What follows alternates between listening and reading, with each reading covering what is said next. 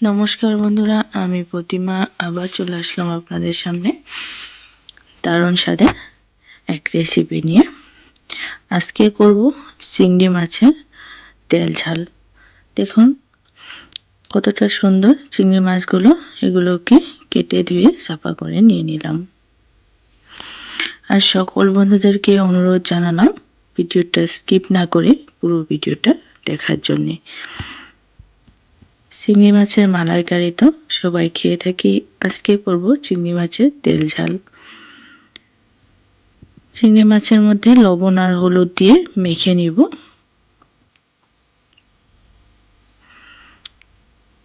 দেখুন সবগুলো চিংড়ি মাছ মেখে রেডি করে নিয়ে নিলাম। চিংড়ি মাছের তেল ঝাল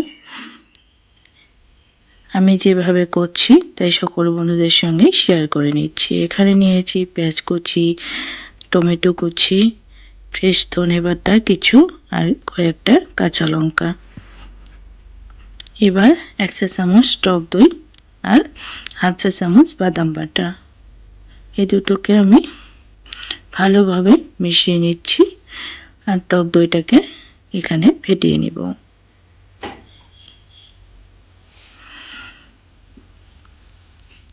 রান্নাটা আমি যেভাবে করছি তাই সকল বন্ধুদের সঙ্গে শেয়ার করে নিচ্ছি। এই রান্নাটা এভাবে করলে খেতে কিন্তু দারুণ দারুণ লাগে। দেখুন কড়ার মধ্যে মাছ ভাজার জন্য দিয়ে দিলাম তেল। তেল দিয়ে কড়ার গায়ে তেলটাকে লাগিয়ে দিলাম। এবার এক এক করে চিংড়ি মাছগুলো দিয়ে দিচ্ছি। সবগুলো চিংড়ি মাছ একই সঙ্গে ভেজে নিব। চিংড়ি মাছ বেশি সময় ভাজার প্রয়োজন নেই, হালকা ভেজে তুলে নিব। মাছের পাশটা ভাজা হয়ে এসেছে, ও পাশটা উল্টে দিচ্ছি।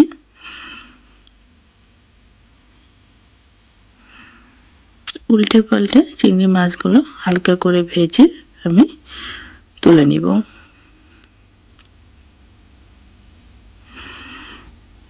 আর একটা সান্তার সাহায্যে তুলে নিলাম। বেশি চিংড়ি মাছ ভাজলে এর ফ্লেভারটা থাকবে না, খেতেও ভালো লাগবে না, তাই এবার তুলে নিচ্ছি। এই মাছ ভাজার তেলে আমি ফোড়ন দিব। ফোড়নের জন্য তেল দিয়ে দিলাম। ফোড়নে দিলাম গোটা জিরে 1/2 চা চামচ। জিরেটা ফোড়ন হয়ে আসা অবধি অপেক্ষা করব। ফোড়নের থেকে খুব সুন্দর একটা গন্ধ ছেড়ে আসলে এর মধ্যে আমি কুচানো পেঁয়াজ অ্যাড করে দিচ্ছি। সবগুলো পেঁয়াজই আমি ফোড়নের মধ্যে দিয়ে দিলাম। পেঁয়াজটাকে কিছু সময় ভেজে নিতে হবে, এর কালার গোল্ডেন ব্রাউন হয়ে আসা অবধি ভেজে নিব। দেখুন পেঁয়াজের কালার চেঞ্জ হয়ে এসেছে। এবার আমি কুচিয়ে রাখা টমেটো অ্যাড করে দিলাম আর দিলাম 3টে কাঁচা লঙ্কা। টমেটো আর কাঁচা লঙ্কাটাকে এবার ভেজে নিব পেঁয়াজের সঙ্গে। যারা আমার ভিডিও নতুন দেখছেন, ভিডিও দেখে ভালো লাগলে অবশ্যই লাইক কমেন্ট শেয়ার করবেন, সাথে চ্যানেলটা সাবস্ক্রাইব করে নেওয়ার অনুরোধ জানালাম।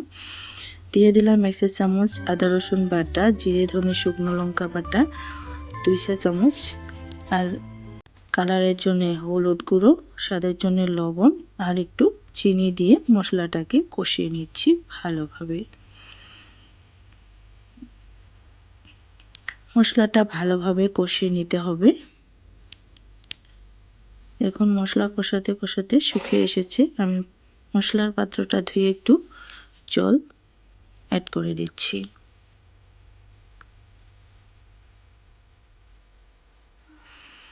জল দিয়ে দিলাম।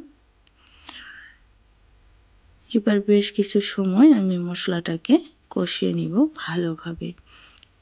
মশলা কষানোর মধ্যে রান্নার স্বাদ লুকিয়ে থাকে, আগেও আমি বলেছি। মশলাটাকে ভালোভাবে কষিয়ে নিব। মশলা থেকে তেল রিলিজ না হওয়া অবধি মশলা কষাবো।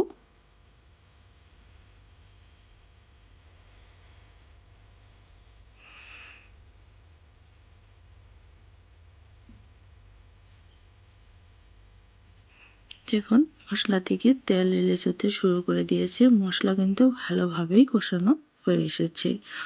এবার আমি ফেটিয়ে রাখা টক দই আর হাফ চা চামচ কাজু বাদাম বাটা সেটাকে অ্যাড করে দিলাম। এটা কিন্তু রান্নার লাস্টের দিকে দিতে হবে। এবার কিন্তু খেয়াল রাখতে হবে যাতে নিচে না লেগে যায়, লেগে যাওয়ার সম্ভাবনাটা থাকবে যেহেতু বাদাম বাটা এখানে অ্যাড করেছি। তাই ভালোভাবে নাড়াচাড়া করে একটু সময় কষিয়ে নিয়ে এর মধ্যে আমি দিয়ে দিলাম গরম জল। জলটা বুঝে পরিমাণ মতোই দিয়ে দিলাম। রান্নাটা মাখো মাখো হবে, খেতে দারুণ লাগবে।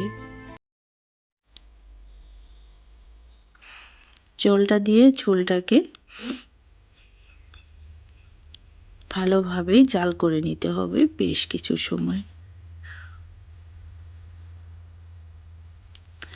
প্রথমে আমি অনেকটা টাইম ধরে জাল করে নিলাম ঝোলটাকে। এবার অ্যাড করব ভেজে রাখা চিংড়ি মাছ। সবগুলো চিংড়ি মাছ আমি দিয়ে দিলাম।